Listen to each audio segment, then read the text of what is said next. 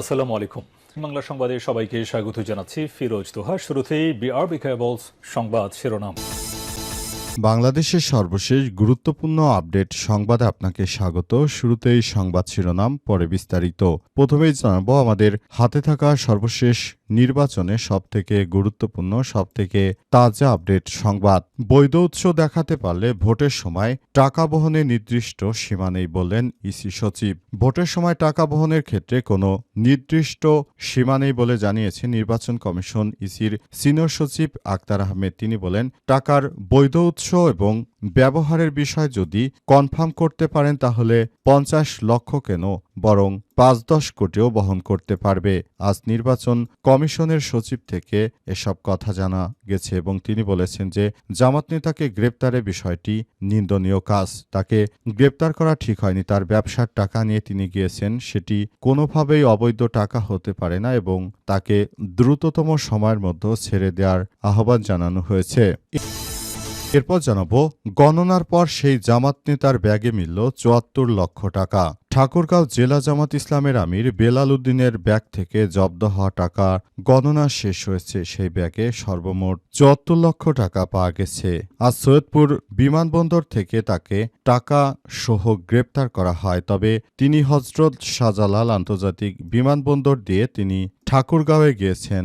ঢাকা থেকে তাকে গ্রেপ্তার করা হয়নি, শুধুমাত্র তাকে আটক করা হলো সৈয়দপুর বিমানবন্দরে। এটি এক ধরনের জামাত ইসলামকে হেয় করার জন্য একটি ঘটনা বলে অনেকেই বলছেন।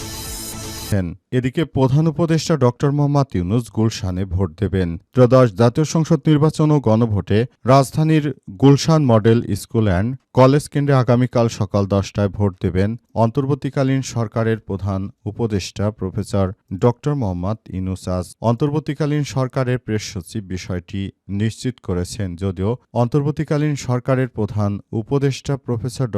মোহাম্মদ ইউনূসের জন্মস্থান চট্টগ্রামে, কিন্তু তিনি ঢাকা থেকে ভোটার হয়েছেন বিদায় ঢাকায় তিনি ভোট দেবেন বলে জানা গেছে।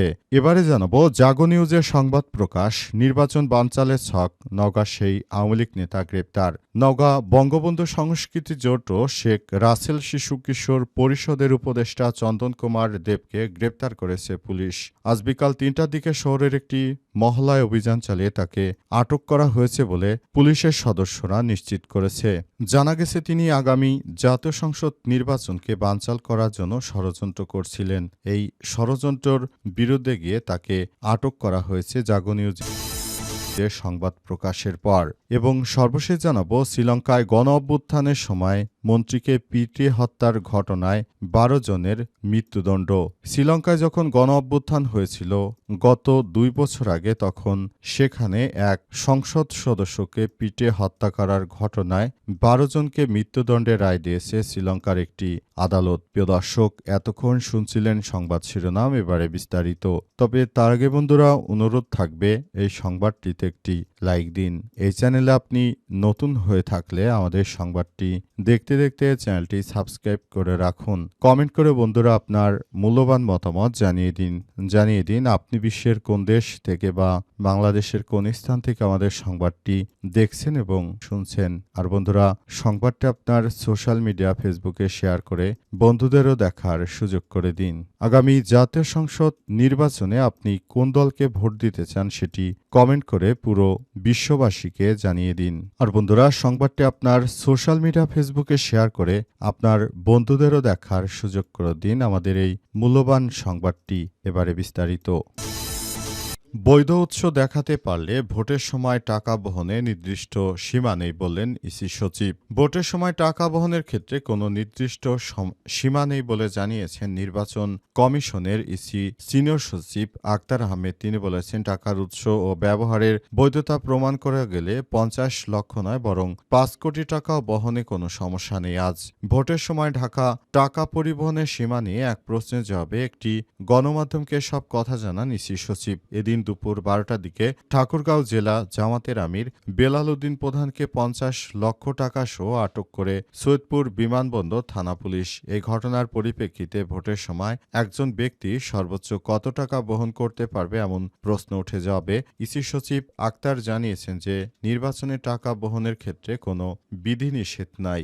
যে যত টাকা বৈধ পথে তিনি বহন করতে পারবেন। কোনো ব্যবসায়ী যদি হন তার কাছে 50 লক্ষ কেন 2-4 কোটি টাকা কোনো ব্যাপার নয়। সুতরাং জামাত ইসলামের যে নেতা টাকা বহন করেছে সেই টাকা আসলে তার বৈধ টাকা। সুতরাং এই ব্যাপারটি নিয়ে কোনো ধরনের রাজনীতি করার সুযোগ নেই বলে জানিয়েছেন নির্বাচন কমিশনের সচিব। এছাড়াও আরও জানা গেছে যে বিভিন্ন বিষয় নিয়ে তারা কথা বলছেন এবং আগামী জাতীয় সংসদ নির্বাচন নিয়ে তাদের যে মূল পরিকল্পনা সেসব বিষয় নিয়ে কথা বলা হচ্ছে। অন্তর্বর্তীকালীন সরকারের প্রধান উপদেষ্টা প্রফেসর ডক্টর মোহাম্মদ ইউনূসের সরকার তিনি নতুন বাংলাদেশ তৈরি করতে চান এবং নতুন বাংলাদেশ তৈরি করতে গিয়ে নানাভাবে গণনার পর সেই জামাত নেতার ব্যাগে মিলল ৭৪ লক্ষ টাকা। ঠাকুরগাঁও জেলা জামাত ইসলামের আমির বেলাল উদ্দিনের ব্যাগে জব্দ হওয়া টাকা গোনার পর প্রকৃত টাকার পরিমাণ পাওয়া গেছে ৭৪ লক্ষ টাকা। জানা গেছে যে এই টাকাগুলো তিনি বৈধ পথেই ঢাকার হজরত শাহজালাল আন্তর্জাতিক বিমানবন্দর হয়ে তিনি ঠাকুরগাঁও আসছিলেন এবং ঠাকুরগাঁও আসার পথে মূলত ঠাকুরগাঁও কাস্টমস থেকে তাকে না ধরে বরং সেখানে থাকা প্রশাসনের সদস্যরা তাকে টাকা শুদ্ধ গ্রেপ্তার করে। এ অবস্থায় নির্বাচন কমিশনের পক্ষ থেকে জানানো হয়েছে যে যে কোনো ব্যক্তি যদি তার বৈধ আয়ের উৎস দেখাতে পারে তাহলে নির্বাচনের সময় 50 লক্ষ নয় বরং 5 কোটি টাকা নিলেও কোনো সমস্যা নেই। তারপরও কেন তাকে আটক করা হয়েছে বিষয়ে প্রশ্ন করা হলে প্রশাসনের সদস্যরা কোনোবিধ সদুত্তর দিতে পারেনি। প্রশাসনের সদস্যরা তারা কেন এমন একজন নিরীহ মানুষকে আটক করে একরকম চাঞ্চল্যকর পরিস্থিতি তৈরি করল। এছাড়াও ঠাকুরগাঁওয়ের ওই জামাত ইসলামের নেতা তিনি তো কাউকে টাকা দিতে যাননি বরং তিনি তার ব্যবসার টাকা নিয়ে এয়ারপোর্ট দিয়ে তিনি তার ব্যবসায়ের কাজে যাচ্ছিল। কিন্তু এই ধরনের আটকের ঘটনা কোনোভাবেই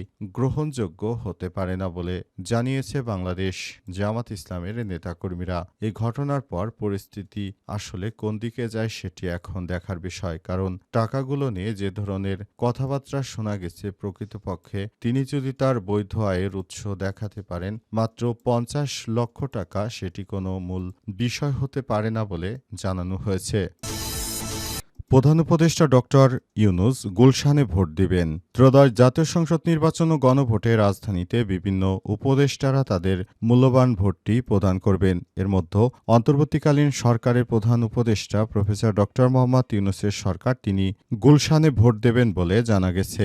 অন্তর্বর্তীকালীন সরকারের প্রধান উপদেষ্টা প্রফেসর ডক্টর মোহাম্মদ ইউনূস তিনি ব্যক্তিগতভাবে চট্টগ্রামের মানুষ হওয়া সত্ত্বেও বর্তমানে তিনি গুলশানেই বসবাস করছেন এবং ওই এলাকায় তিনি ভোটার হয়েছেন এবং ওই এলাকা থেকে তার মূল্যবান ভোটটি প্রদান করবেন বলে জানা গেছে। এছাড়াও বাংলাদেশ জামাত ইসলামের আমির তিনি ঢাকা থেকে ভোট দেবেন। পাশাপাশি বিএনপি চেয়ারম্যান তারেক রহমানও ঢাকা থেকে তিনি তার নির্বাচনে ভোট দেবেন। পাশাপাশি তিনি তার নিজ এলাকা বগুড়া থেকেও তিনি নির্বাচনে প্রতিদ্বন্দ্বিতা করছেন। এ ঘটনায় উপদেষ্টা পরিষদের বেশিরভাগ সদস্যরাই তারা তাদের মূল্যবান ভোটটি ঢাকার কেন্দ্রগুলো থেকেই দেবেন বলে বিভিন্ন সংবাদ মাধ্যম বিষয়টি নিশ্চিত করেছে।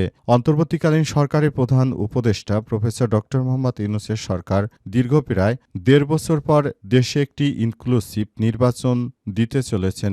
নির্বাচন উপলক্ষে দেশবাসী মুখে আছে আগামী কাল 12 তারিখ দেশে ইতিহাসের সবথেকে একটি ভালো মানের নির্বাচন হবে। নির্বাচন উপলক্ষে আইন শৃঙ্খলা রক্ষাকারী বাহিনীর প্রায় 9.5 লক্ষ সদস্য মোতায়েন রয়েছে। সারা দেশে নিরবচ্ছিন্নভাবে ভোট দিতে সবাইকে ভোট কেন্দ্রে গিয়ে তারপর পছন্দের প্রার্থী এবং দলকে ভোট দেওয়ার প্রতি আহ্বান জানিয়েছেন প্রধান নির্বাচন কমিশন ইসি। পাশাপাশি নির্বাচন কমিশনের পক্ষ থেকে বলা হয়েছে যে আগামীর জাতীয় সংসদ নির্বাচন সুষ্ঠুভাবে হওয়ার পর ফলাফল যাই হোক না কেন নির্বাচনী দলগুলোকে সেটি মেনে নেওয়ার জন্য আহ্বান জানিয়েছেন তিনি।